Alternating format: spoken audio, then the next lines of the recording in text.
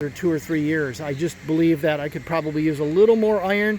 I did it, and I did it in a very conservative way. I didn't add too much, and it helped. The grass got a little bit darker. It's still green, obviously, but a kind of a darker green. But I'm not going to do that again for a while.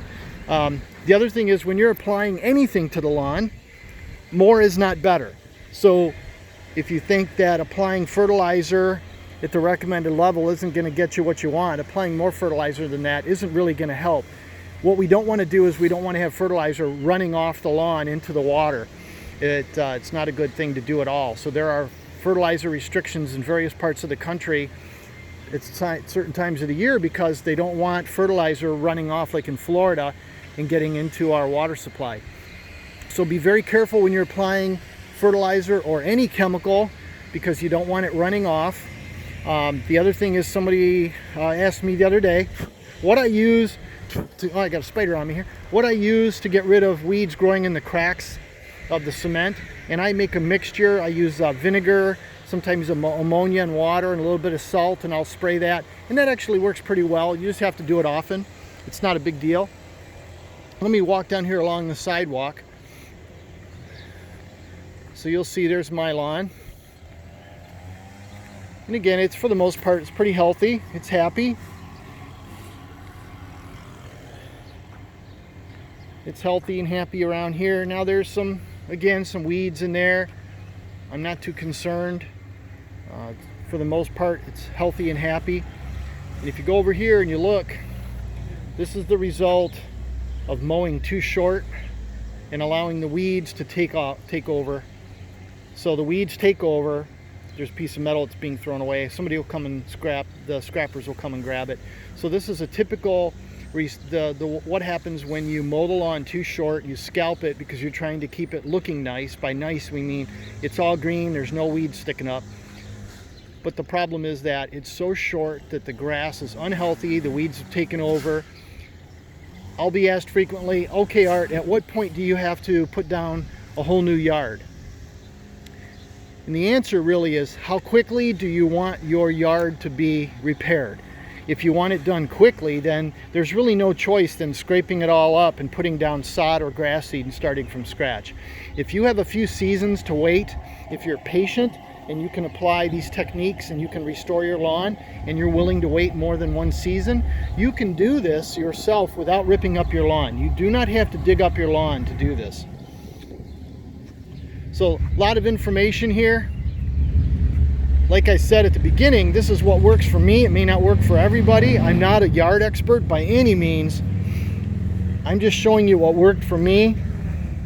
It's kind of counterintuitive because I'll be asked, okay, Art, how short, do I need to cut my lawn? And I rephrase that and I'll say, no, it's how tall can I let my lawn go? You want to let your lawn grow as tall as possible. That's the biggest one right there. That's the secret. Apply fertilizer. Like I said, organic is what I use.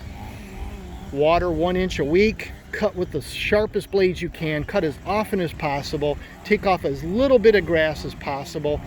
If you have leaves piling up on your lawn, mulch them with the lawnmower. Many times in the spring, I'll actually mow when I don't need to mow. I'm just trying to mulch the leaves.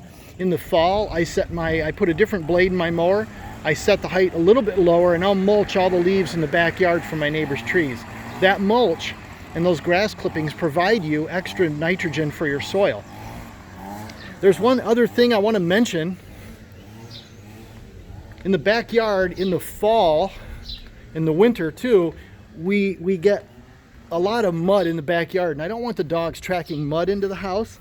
So what I do is I buy a bale of straw. I go to Tractor Supply, and I think it's $8, and I buy a bale of straw, and I put straw down. And the straw will actually lay on top of the dirt and keep the dogs from tracking mud in. Now, of course, they're going to track straw into the house, but that's not a big deal. That's easier to clean up. But I buy a bag of straw like this, and that bag of straw is compressed. I bought 2 last fall, and I only used 1. So this is a bag of straw that I'll try to keep dry. I don't want it to get rotten. And I'll use that straw somewhere and fill in low spots and just keep the dirt down to a minimum. But this is the backyard, and you can see it's just really a catastrophe, but this is where the pool was. So my goal was to restore the soil, to get the ground back up to the height it should be. And it's still a little bit low, but that's fine. The water runs off and it comes down here and soaks in. But my goal is to get the backyard to the point where it's just green and the dogs aren't tracking dirt into the house. And the other nice thing is I just put my mower and everything right here in the shed. There's my spreader for my fertilizer. And there's my string trimmer, which is also Ego. So I have the Ego string trimmer, blower, and lawnmower. I've looked at all these weeds. There's an app that you can get on your phone to tell you what the weeds are, so you can figure out the best way to handle them. But most of the weeds we have in our yard are referred to as common knotweed. And so you can really focus on getting rid of your weeds, but the very best way that I found to get rid of weeds is to make your grass healthy. That way it chokes the weeds out. You don't have to directly kill the weeds. You can kill them indirectly by helping the grass to be healthier. So I've given you a few tips. Apologize for taking so long to do it, but I think you guys get the idea. At what point do you decide that you need to hire a professional or something like that to take care of your yard? That's entirely up to you. My goal is to not hire professionals because I believe I can do this myself. My lawn is so small. If I can't take care of this, well, I'm pretty pathetic. And the other thing is I don't want to pay anybody to do it. And when I'm walking the dogs, I see all these little flags all over the place from people that hire companies to put chemicals down. And I just don't want to do that. I don't want to expose the dogs to chemicals. I don't want to expose the neighborhood kids to it. I just don't want to expose us to those chemicals, and we don't need to. And so I try to keep my little yard an oasis in the neighborhood of, at least I can protect my area, right, and keep it as chemical free as possible and do the best I can. But like I said, it doesn't require a lot of time or effort. I'm really happy with the results. It's not perfect by any means, but it doesn't need to be perfect. It really doesn't need to be perfect.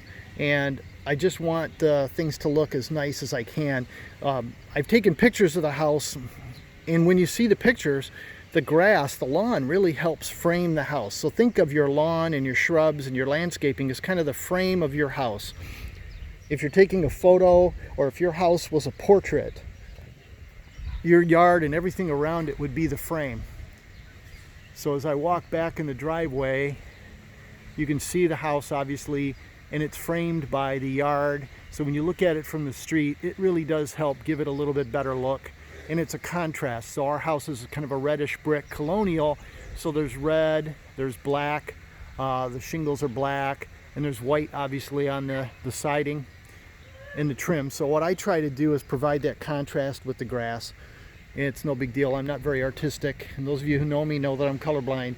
But I'll tell you, being able to see the grass with my Enchroma glasses on is really, it's life-changing to be able to see all these colors. So I get out there and I get all distracted when I'm working on the yard because I start looking at all the colors of things, and I really enjoy it. So it's just a little tiny yard. For those of you with big yards and you have to use riding lawnmowers and stuff, your situation is going to be different because you've got to calculate the cost of fertilizer. You have to figure out how you're going to water it. You're going to have to figure out how you're going to mow it. But some of the rules that I've given you, or tips that I've given you, apply no matter what. So even if you have a riding lawnmower, set those blades as high as you can. Use the sharpest blade you can. If you want to sharpen your blade yourself, you can do that. Anyway, good luck with your yard. Have fun. And remember, I mean, these yards and all this kind of stuff is supposed to be something that we enjoy to do. It's supposed to give us a little bit of relaxation. If your yard is not relaxing for you, and if it's a chore, and if it's something you absolutely hate to do, man, you got to change some things, right? So this should be fun to do. It should be enjoyable. It should be something you look forward to. If you don't, you're going to have to make some life changes. You might want to change your situation. You might want to put rocks in or something like that. I'm not sure, but you're going to have to reevaluate what you're doing. So thanks again, everybody. Bye.